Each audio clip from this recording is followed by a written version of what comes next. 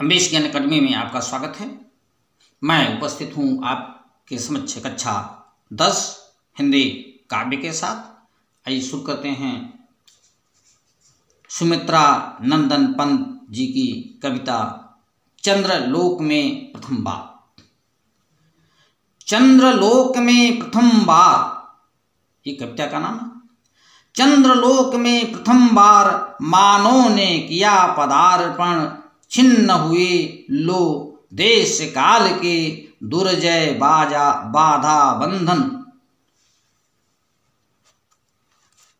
आगे देखिए। दिग्विजयी मनुसुत निश्चय, यह महत ऐतिहासिक क्षण, भू विरोध हो शांत, निकट आए सब देश के जन। युग युग का पौराणिक स्वप्न, हुआ मानव का संभव समारंभ शुभ नए युग का, भू को दे गौरव, फहराए ग्रह उपग्रह में, धरती का श्यामल अंचल, सुख संपद संपन्न जगत में, बरसे जीवन मंगल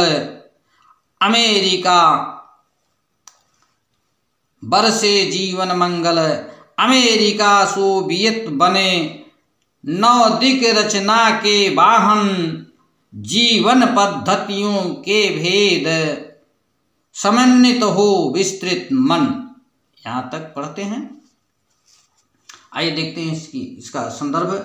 प्रस्तुत पंक्तियां कविवर सुमित्रा नंदन पंत द्वारा रचित चंद्रलोक में प्रथम बार शीर्षक कविता से अवतरित है, जो हमारी पाठ्यपुस्तक कक्षा 10 में संकलित है। अब आइए व्याख्या देखते हैं। चंद्रलोक में प्रथम बार। चंद्रलोक में प्रथम बार मानव ने किया पदार्पण। कवि कहता है कि चंद्रमा पर प्रथम बार जब मानव ने अपने कदम रखे। कवि कहता है कि चंद्रलोक पर जब मानव ने अपना पहला कदम रखा, तो ऐसा करके देश काल के जो छिन्न हुए लो देश काल के, देश और काल के जो बाधा थे, जो दुर्जय थे, जिसे जीता नहीं जा सकता था, ये बाधाएं छिन्न भिन्न हो गई, दूर हो गई। दिग्विजयी मनसुत निश्चय, यह महत ऐतिहासिक क्षण। कवि कहता है कि यह मानव निश्चय ही दिग्विजयी है। ऐसा महत्वपूर्ण ऐतिहासिक क्षण है कि अब सब देश के निवासी मानव परस्पर विरोध समाप्त हो गया। भू विरोध हो शांत, निकट आए सब देश के जन। भू विरोध अर्थात पृथ्वी की जो आपस में विरोध है, यहाँ मेरा है, यह आपका है, यह प्रांत है, ये मेरा देश है। इस भू विरोध को छोड़ करके सभी लोग अपने अपने देश के लोग एक साथ आए, सब निकट आए, अर्थात मेल जोल बनाए। युग युग का पौराणिक स्वप्न हुआ मानव संभव। यहाँ कवि कहना चाहता है कि युगों से पुराणों में स्वप्न लोग देखते थे कि हम चंद्रमा पर जाएंगे, ऐसा मानव का स्वप्न संभव हो सका। समारंभ शुभ नए चंद्र युग का, भू को दे गौरव। और समारंभ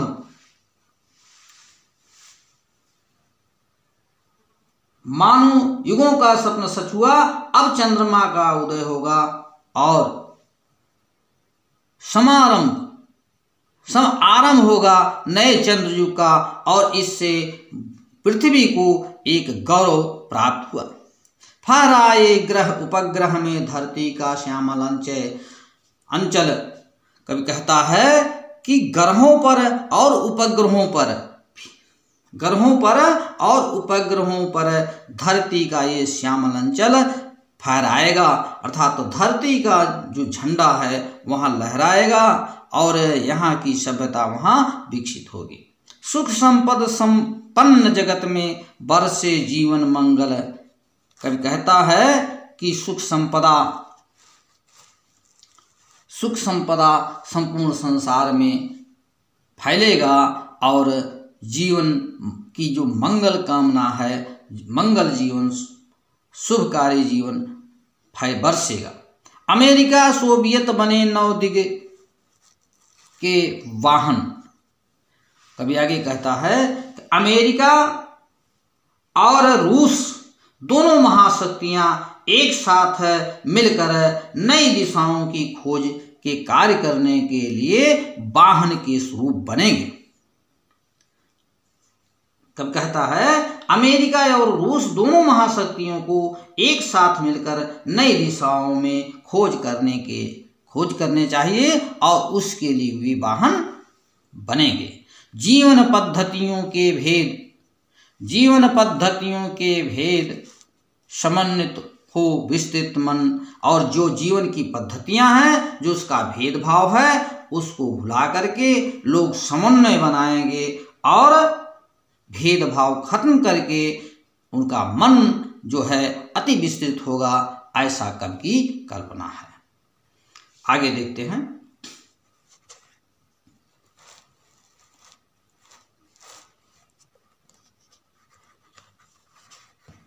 आगे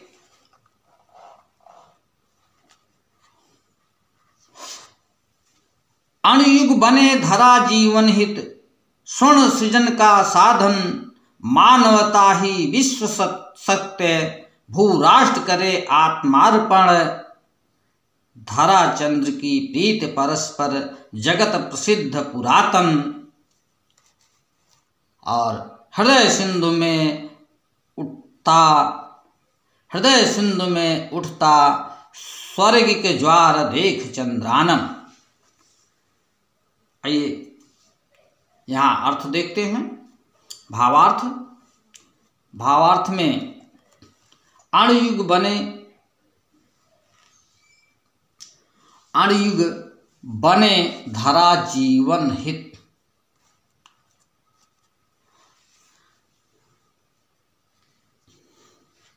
कवि कहता है कि परमाणु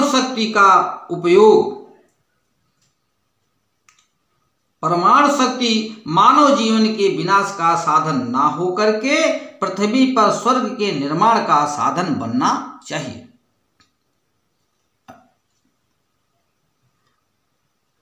अणुयुग बने धरा जीवन हित, जीवन के हित के लिए होना चाहिए।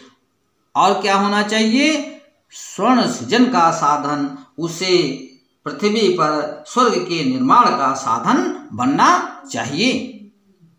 मानवता ही विश्व शक्ति, भू राष्ट्र करे आत्मार्पण। और मानवता के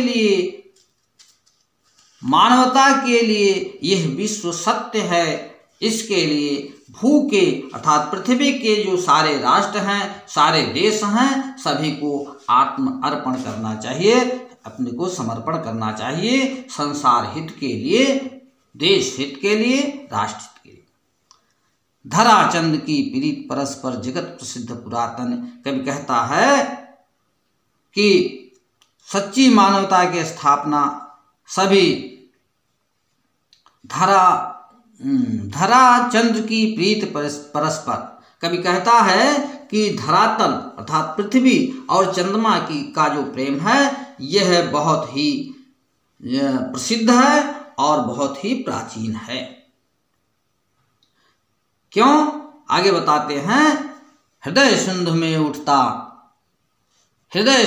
उठता स्वर्ग के देख चंद्रानन। जब यहाँ कवि कहना चाहता है कि जब ज्वार आता है, तो जब चंद्रमा सबसे करीब होता है पृथ्वी के, तो समुद्र में ज्वार उठता है।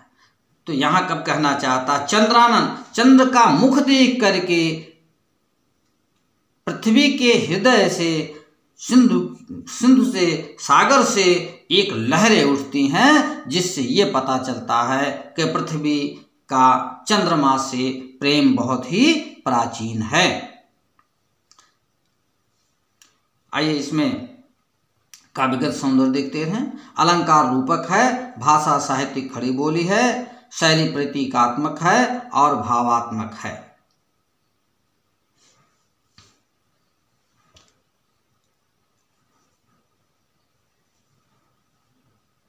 वीडियो अच्छा लगा हो तो आप इसे लाइक करेंगे, शेयर करेंगे और सब्सक्राइब करेंगे।